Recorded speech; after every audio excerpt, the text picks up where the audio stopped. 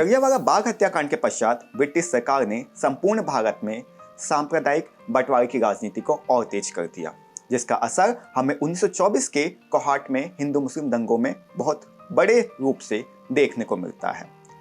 इस सांप्रदायिक दंगों को रोकने की जरूरत तो सबने महसूस करी, लेकिन कांग्रेसी नेताओं ने हिंदू एवं मुस्लिम नेताओं के बीच में आपस में एक सुलहनामा कराया। इसी से संबंधित 1928 में भगत सिंह ने अपने एक अखबार कीर्ति में इससे संबंधित एक लेख लिखा, जो कुछ इस प्रकार से है।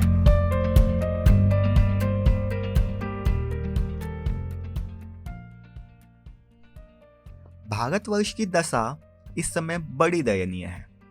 एक धर्म के अनुयायी दूसरे धर्म के अनुयायियों के चांदी दुश्मन हैं।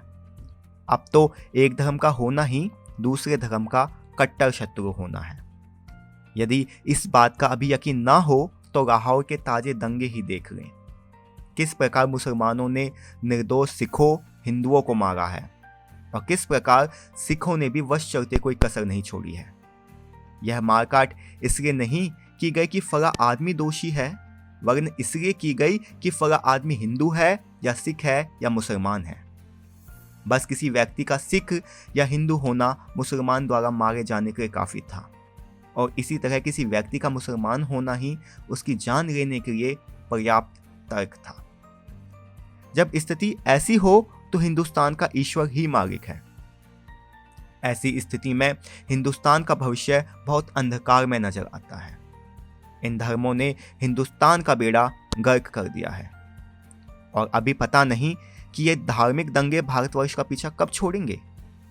इन दंगों ने संसार की नजरों में भारत को बदनाम कर दिया है, और हमने देखा है कि इस अंधविश्वास के बहाव में सभी बहे जाते हैं।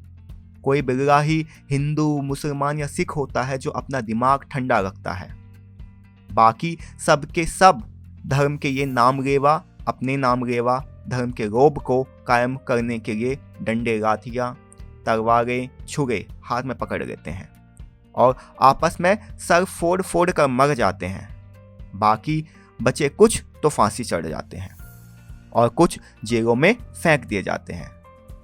इनका रक्तपात होने पर भी इन धर्मजनों पर अंग्रेजी सरकार का डंडा बरसता है और फिर इनके दिमाग का कीड़ा ठिकाने पर आ जाता है।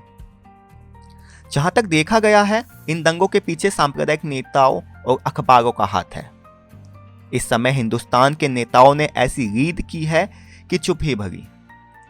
वही नेता जिन्होंने भारत को स्वतंत्र कराने का बीड़ा उठाया था और जो सम्मान, राष्ट्रीयता और स्वराज के दम गजे मारते नहीं थकते थे, वही या तो अपने सिर छुपाए चुपचाप बैठे हैं या इसी धर्मांधता के बहाव में बह चले जा रहे हैं।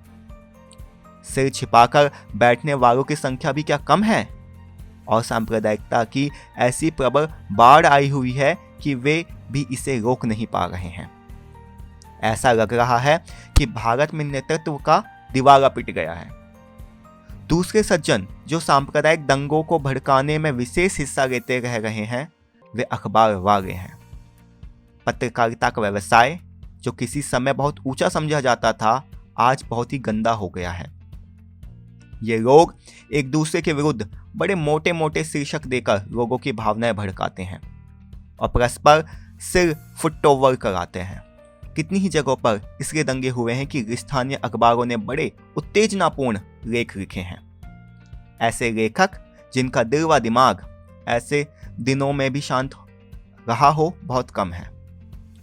अखबारों का असली कर्तव्य शिक्षा देना, लोगों से संकीर्णता निकालना, सांप्रदायिक भावनाएं हटाना, परस्पर मेल मिलाप बढ़ाना और भारत की सांझी राष्ट्रीयता बनाना था।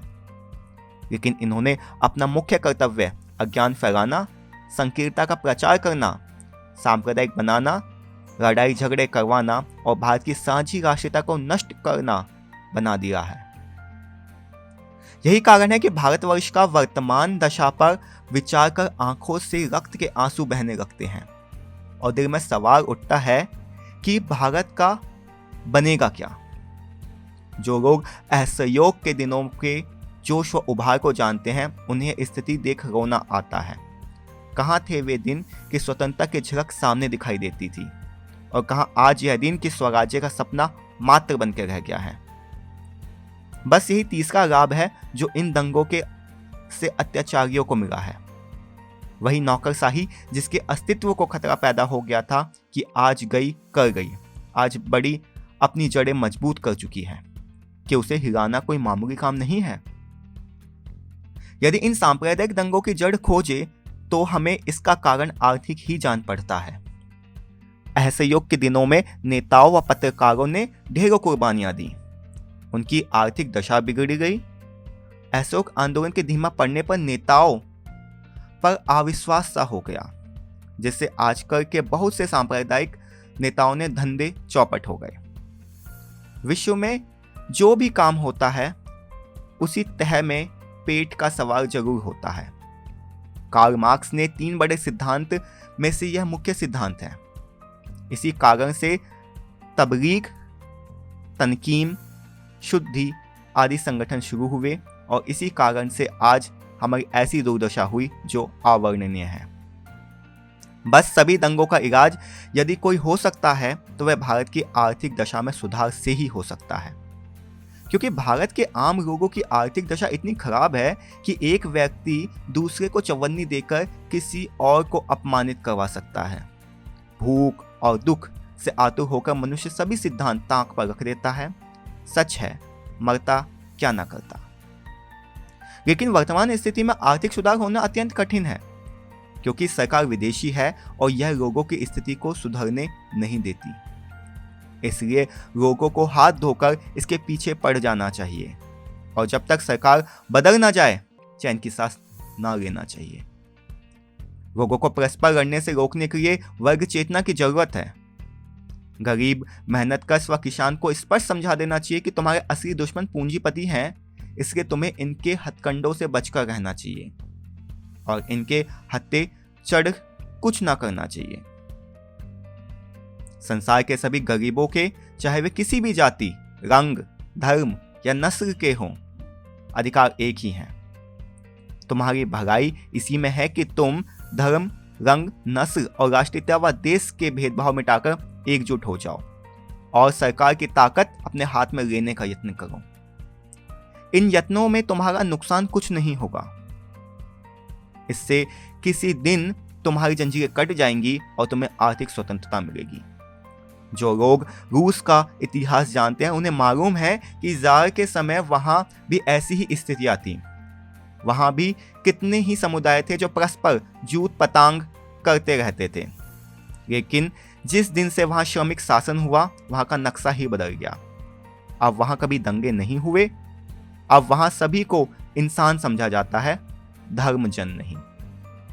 जार के समय लोगों की आर्थिक दशा बहुत ही खराब थी, इसलिए सब दंगे फसाद होते थे। लेकिन अब रूसियों की आर्थिक दशा सुधर गई है और उनमें वेद के साथ वर्ग चेतना आ गई है, इसलिए अब वहां से कभी किसी दंगे की खबर नहीं आई। इन दंगों में वैसे तो बड़े निराशाजनक समाचार सुनने में आते हैं, लेकिन कलकत्ते में दंगों में एक बहुत बड़ी खुशी सुनने में आई है। वह यह कि वहां दंगों में ट्रेड यूनियन के मजदूरों ने हिस्सा नहीं लिया और ना ही वे परस्पर गुत्थम गुत्था ही हुए, बल्कि सभी हिंदू मुसलमान बड़े प्रेम से कारखानों आदि में बैठते बैठते और दंगे रोकने के भी यत्न करते रहे। यह इसलिए कि उनमें वर्ग चेतना थी और वे अपने वर्ग हित को अच्छी तरह पहचानते थे।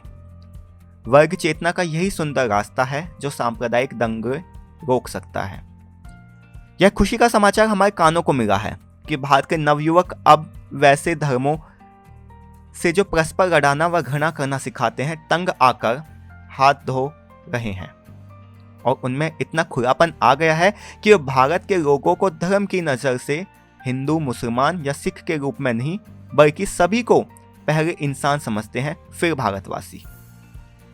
भारत के युवकों में इन विचारों के पैदा होने से पता चलता है कि भारत का भविष्य सुनहरा है और भारतवासियों को इन दंगों आदि को देखकर घबराना नहीं चाहिए, बल्कि तैयार होकर यत्न करना चाहिए कि ऐसा वातावरण ही ना बने ताकि दंगे हो ही नहीं।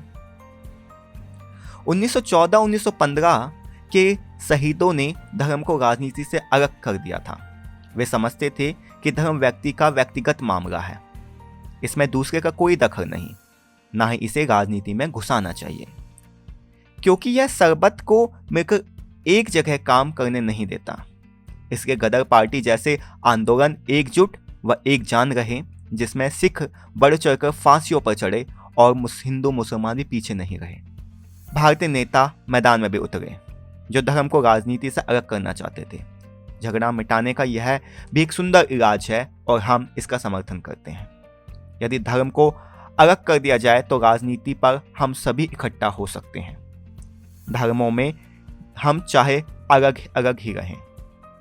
हमारा ख्याल है कि भारत के सच्चे हमदर्द हमारे बताए इलाज पर जरूर विचार करेंगे और भारत का इस समय जो आत्मघात हो रहा है उसे हम बचा लेंगे। आपका भगत।